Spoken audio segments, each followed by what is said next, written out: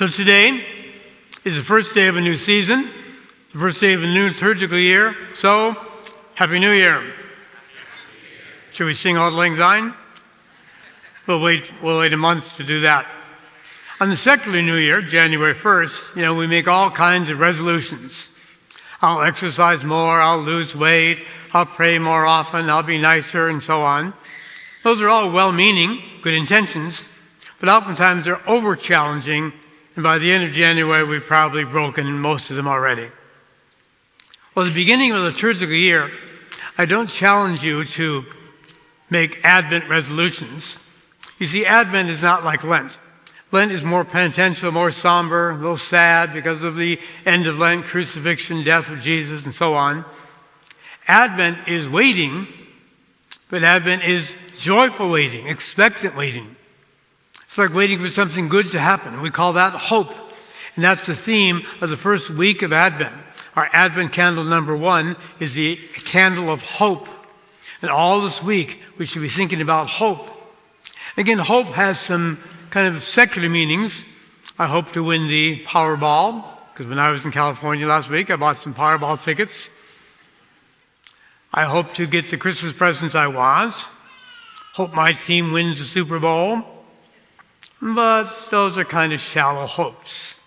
Spiritual hope is hoping to be transformed, to be changed, to be converted into what?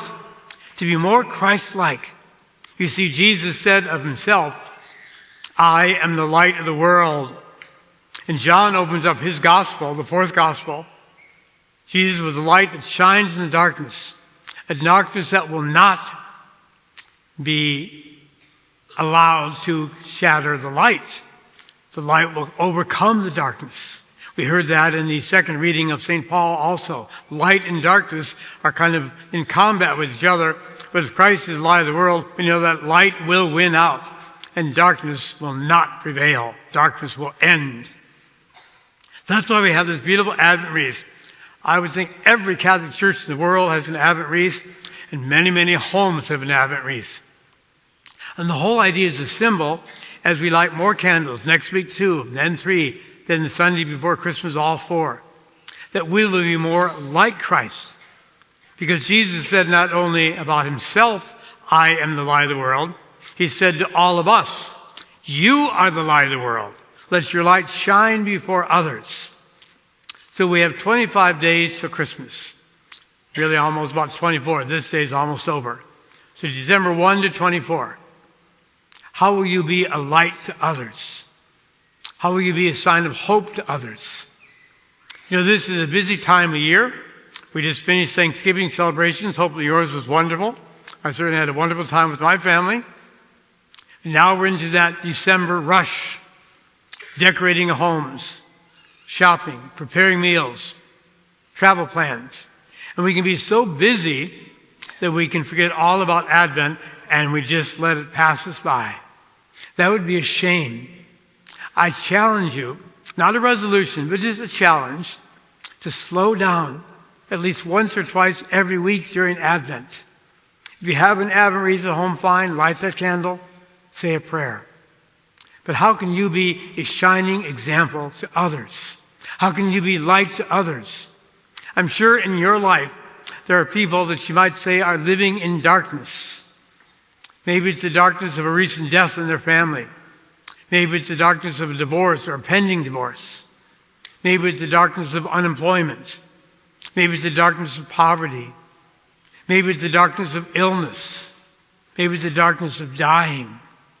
How can you be a light to those people? I challenge you to brighten up their lives. Maybe you can't cure their problems, you can't solve all their issues, but you can be there as a friend and simply be there for them. Make them a little bit brighter in their own lives. You see, the sun, S-U-N, the sun in the sky, has a moon, and the moon reflects the light of the sun. If there weren't a sun, there wouldn't be light in the moon. Jesus Christ is the Son, S-O-N, of God. We are meant to reflect his light to all those around us. There are 2 themes that I think are strong during Advent. One is the theme of peace. In the first reading, Isaiah said, Turn your swords into plowshares, meaning stop fighting. Plowshares. Get back to farming. Get back to family life. Get back to normal life.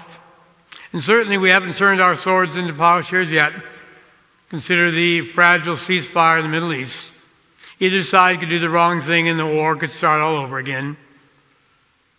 The fragile situation between Ukraine and Russia. Both sides are very stubborn. So there is not peace in the world. Swords have not been turned into plowshares. But what can you do about peace in your life? First of all, look into the mirror, the spiritual mirror I'm talking about.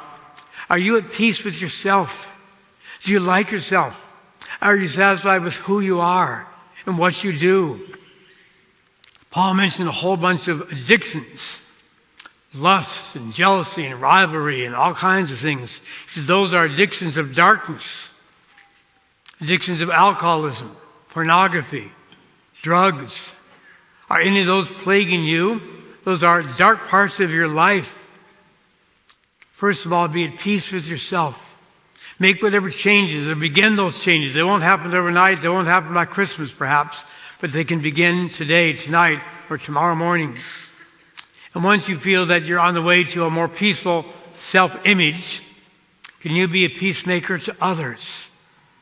Do you have to offer an olive branch to someone and in all humility say, I'm sorry. I didn't mean to do this. Will you forgive me? Do you need to accept the olive branch from someone else? I accept your apology. It's okay. Let's get back together again. Can you be a peacemaker between two people in your family? Maybe you discovered that at a Thanksgiving dinner. Some family members were missing or not even invited. Why? Can you change that? How about at work or at school? You know, when people who used to be friends, used to be friendly co-workers, now something happened, can you try to bring them together? Isaiah says someday the whole world will come to Jerusalem. It doesn't mean the city in Israel. He means we'll come to God and all will be at peace. Maybe we can't solve the problem in Ukraine or the Middle East, but we can solve the problems in the own little world in which we live. Let there be peace on earth, but let it begin with me and those in my circle, friends and family and so on. And the second strong virtue of Advent is charity. It's a giving season. All the ornaments were taken off the angel tree last weekend. And so we are giving people. I think it's easy to give to strangers. You don't know any of those families that are going to receive those presents, any of those children receive those toys, or those teens will get those gift cards. So it's easy to give a gift to a stranger. It makes us feel good. The angel's trees are empty. It's not wonderful. Aren't we great? Charity begins at home. How loving are you to the very people you live with day in and day out? Do you take them for granted? Do you love your spouse? Do you tell him or her that is true? Is it words only, or are words followed up by actions? Can you be more charitable? Again, it's a busy time of year and people are running around. Can you take time to say, I love you, and mean it? Parents to children, children to parents, siblings to each other. Again, co-workers, students at school, and so on. Strong themes of Advent.